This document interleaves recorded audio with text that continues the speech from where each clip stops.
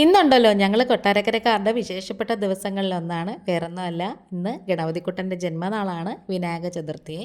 ഞാനും ഹസ്ബൻഡും കൂടി രാവിലെ അമ്പലത്തിൽ പോയിട്ടുണ്ടായിരുന്നു. അപ്പോൾ ഞാൻ കുറച്ച് വീഡിയോസൊക്കെ എടുത്തിട്ടുണ്ടായിരുന്നു. ഭയങ്കര തിരക്കായിരുന്നു. വിശേഷങ്ങൾ വഴിയെ പറയാം, സ്കിപ്പ് ചെയ്യാതെ ഫുള്ള് കാണാം. ഇഷ്ടപ്പെട്ട സപ്പോർട്ട് ചെയ്യണേ.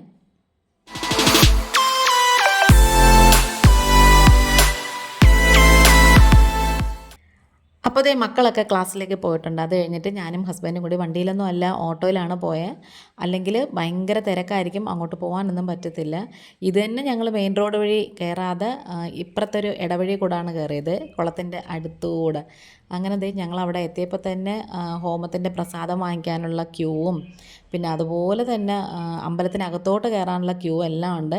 അപ്പോൾ ഞങ്ങൾക്ക് എന്തായാലും അമ്പലത്തിനകത്തൊന്നും കയറാൻ പറ്റിയില്ല, പുറത്തൂടെ അങ്ങനെ തൊഴുത് കേട്ടോ. അപ്പോൾ ഹസ്ബൻഡ് എന്തായാലും മോദകം മേടിക്കാനായിട്ട് രസീത് എഴുതാനായിട്ട് പോയി. ഞാനാണെങ്കിൽ ആ സമയം കൊണ്ട് ഗണപതി ഹോമത്തിൻ്റെ പ്രസാദം വാങ്ങിക്കാമെന്ന് പറഞ്ഞ് അങ്ങോട്ട് പോയി. ഞങ്ങൾ ഈ കൊട്ടാരക്കര താമസിച്ചിട്ട് പോലും കഴിഞ്ഞ 2 വർഷമായിട്ട് ഞങ്ങൾക്ക് മോദകം കിട്ടുന്നില്ല കേട്ടോ. കാരണം മിക്കവാറും നമ്മളവിടെ എത്തുമ്പോഴത്തേക്കും എല്ലാം കഴിഞ്ഞിട്ടുണ്ടാകും. ഇത്തവണ എന്തായാലും ആനയോട്ട് കാണാൻ പറ്റിയില്ല, പക്ഷെ അത് ഭയങ്കര വിഷമമായിപ്പോയി കേട്ടോ. നമ്മൾ വന്നപ്പോഴത്തേക്കും അതൊക്കെ കഴിയുന്നുണ്ടായിരുന്നേ. പിന്നെ അതൊക്കെ കഴിഞ്ഞു, ഭഗവാനെ നല്ലോണം തൊഴുതു.